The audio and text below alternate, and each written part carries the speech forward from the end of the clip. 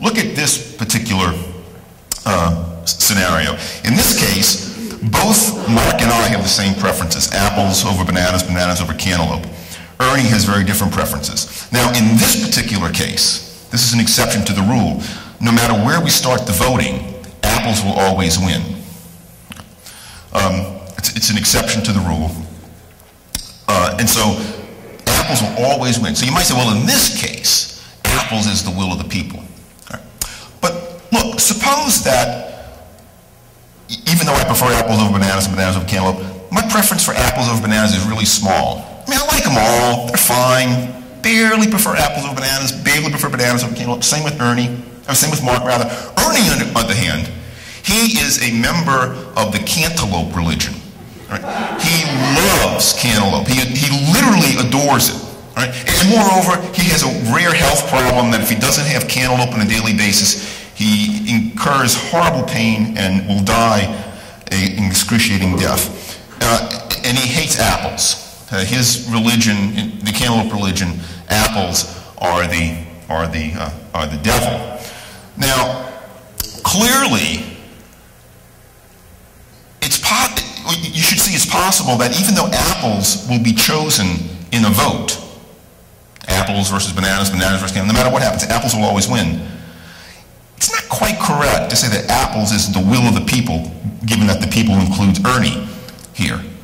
Because just as in your own individual preferences, the intensity with which you prefer something is part of your preference, in addition to the order in which you prefer something, so too should it be in a collective. Well, just voting straight up, you prefer apples over bananas, you prefer Obama over McCain, you prefer X over Y, that tells you the order. It doesn't in any way reflect the intensity with which you hold those preferences. And so that's another aspect of human preferences,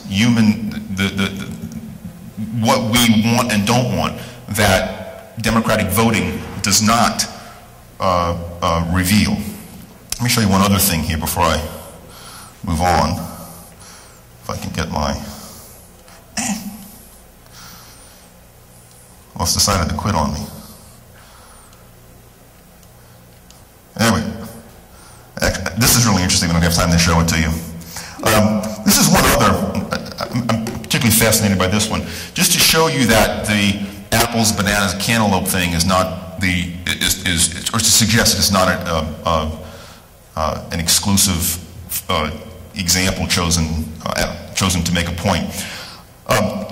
I'm from Louisiana, and Louisiana, like a lot of states, chooses its governor by a system of general election, runoff election. So we usually have more than two candidates for governor in the general election. If one of those candidates gets a majority of the vote, that candidate becomes governor.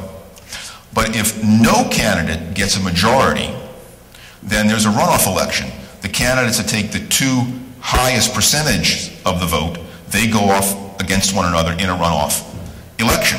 So here we have, I'm sorry, it's a little bit screwy the way I set it up really quickly during Jeff's talk. Here we have 10 voters, and we have 4 candidates, candidates A, B, C, and D. And you can see that candidate A is the preferred candidate for 40% of the voters. Candidate B is the preferred candidate for 30% of the voters. Candidate C for 20%. Poor candidate D, only he or she is the top candidate for only 10% of the voters. So let's have a general election.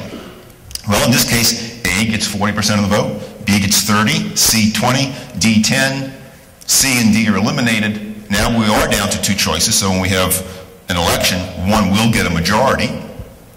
So we put A and B against one another. In the runoff election, B will defeat A because B will get the voters 5, 6, and 7s, and let's see, and 8, 9, and 10s vote.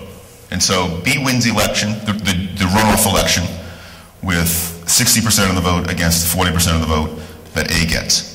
All right, so B seems to be the candidate preferred by most voters. But look more closely. Remember, candidate D is the candidate who seemed to be the weakest in the general election.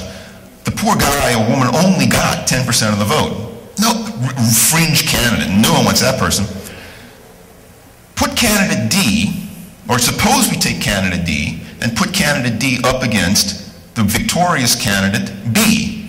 Well, let's see. Go across here from left to right.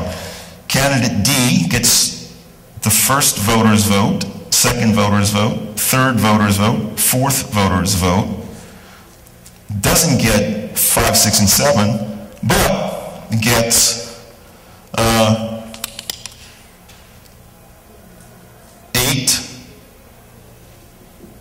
and 10.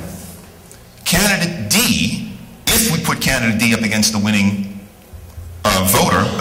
winning candidate, candidate D would win. By the way, so too would candidate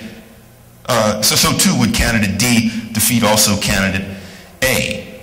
It's just another way of, and it's not hard to construct these examples. So I'm going to put aside the PowerPoint for now because I feel like I'm teaching a class. I don't want to feel like I'm teaching a class.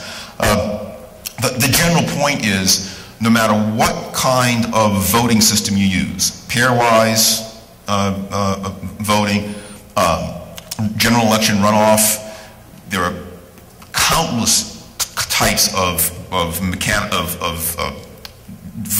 different voting schemes that have been developed trying to get around this problem. None of them succeed. No matter what kind of voting system you use, the result will always be that the outcome of a democratic election will have a large degree of arbitrariness. The outcome will reflect to a large degree the mechanism, the mechanics of the way the vote is taken, the voting rules, and not the preferences of the voters. So it's impossible to say, when you look at the outcome of an election, that is the will of the people. Let's look at another, and now you don't have to look at the screen anymore. Let's look at another set of problems with democratic voting. Probably the most famous of these problems is something called the special interest group effect. And most people know about this, but I just want to list it because it is so important. Special interest group effect occurs whenever the benefits of a particular public policy are concentrated on a relatively small group, but the costs are spread widely. This is a unique audience, so the question here won't have much resonance. But when I teach this to my students, I ask them, how many of you know of the U.S. sugar program? And I teach a class that always has 303 students in it. It's the Principles of Microeconomics class at George Mason. And these are mostly 18 or 19-year-old kids. So they're voting age. And I would say 2 or 3 hands go up, and I'm never sure whether they're serious or not. There's a U.S. sugar program. The U.S. sugar program greatly restricts the amount of sugar that can be imported into the United States. The reason for that is strictly to raise incomes of the relatively small number of sugar farmers in Florida and Louisiana by imposing higher sugar prices on all 306 million Americans who consume sugar or sugar substitutes in one form or another. It's estimated that the typical American each year pays between $10 and $20 more annually because of the sugar program. If you pay only $10 or $20 more annually because of the sugar program, even if you find out about it and you don't like it, you're not really inspired to take action against it. You're not going to fly from Phoenix to Washington to lobby your representative to get rid of the sugar program. You might send a letter, but even that is, you're not going to put a whole lot of effort into it. But if you're a sugar farmer and you're making tens of thousands, hundreds of thousands, in some cases millions of dollars a year more annually because of the sugar program, you have a positive incentive, a very strong incentive to lobby to keep that program going. And so just because a program exists and persists, we can't conclude from that fact that therefore it must serve the general welfare. It must promote the public interest. Perhaps it exists and persists, not because of any redeeming qualities it has, but simply because the beneficiaries of that program have a disproportionate incentive to lobby to keep it, and the people who pay the costs have insufficient incentives because the cost is spread so widely to lobby against it. Related to the special interest group effect is the concept of rational ignorance. And this sounds odd to the ears of a lot of people. Ignorance shouldn't be rational. How can ignorance be rational?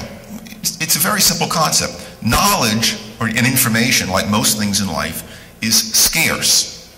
Our time is also scarce. Our mental capacities and abilities are scarce. We allocate our time and our mental capacities wisely. We don't bother gathering information and learning knowledge about things that are of relatively little significance to us. Without looking up, how many of you can tell me the number of light bulbs that are in the ceiling here?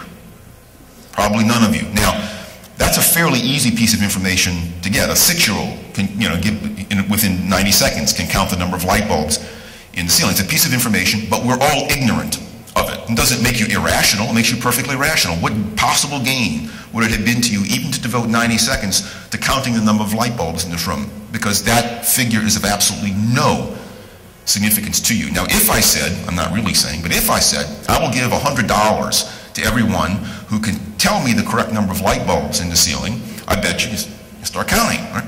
So if I make it worth your while to get that information, you gather it. If it's not worth your while to get that information, you don't gather it. Think of a typical election. This is a really politically incorrect thing to say. Fortunately, I'm in a place where I can say politically incorrect things.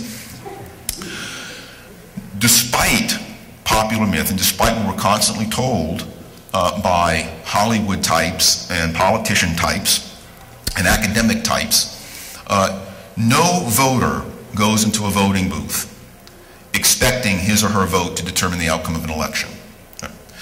Your vote counts in the sense that it is counted, assuming the election is on the up and up, but it doesn't count in the sense that it matters. From each individual voter's perspective, the outcome of the election will be what it will be, regardless of how he or she votes, or regardless of whether or not he or she votes. Therefore, what is the payoff to each voter of gathering a lot of information about what's at stake in the election, gathering information about the candidates' different positions, gathering information about the different theories that underlie the candidates' different positions? The payoff is virtually zero.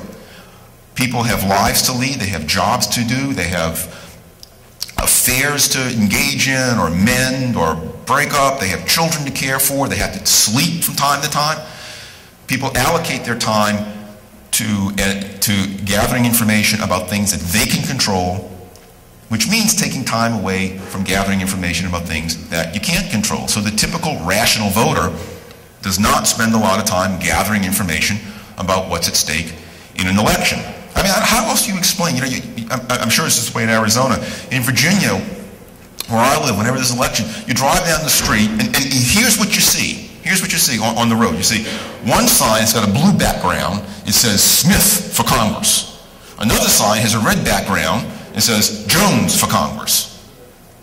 Okay? Smith, okay, I know Smith and Jones are the. What information does that convey? I mean, they both like patriotic colors, I suppose, but that doesn't really distinguish them from anything. So to understand the vacuity, the vacuousness, and the inanity of most campaigning, it's necessary, I think, or it's helpful at least, to understand that voters just don't have a lot of incentive to gather detailed, meaningful information, so they're turned on more by the emoting and